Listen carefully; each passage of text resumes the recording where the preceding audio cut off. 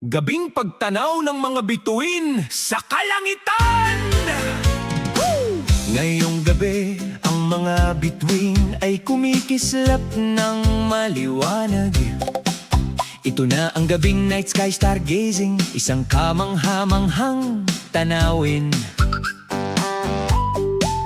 Ang giraffe ay nagdadala ng mga kaibigan upang tumingin sa itaas. Nag-i-explore sa kalawakan ng may kasiyahan at pagmamahal. Bagsak ang backpack, telescope ay handa na.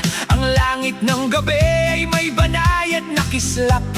Ang unang mga bituin ay lumitaw at kumikislap ng mataas.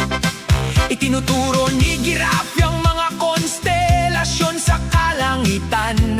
Ang mga kaibigan ay nagtipon upang matuto at makita ang mahika ng pagtuklas ng kalangitan. Nang gabi, tumingala, tumingin ng mataas, mga bituin sa kalangitan. Nag-aaral ng mga hugis na kumikislap ng maliwanag sa night sky stargazing. Ngayong gabi, nag-explore ng mga konstelasyon sa liwanag. Ang mga linya mula sa bituin hanggang sa bituin ay tinutukoy. Hinahanap ang mga hugis malapit at malayo.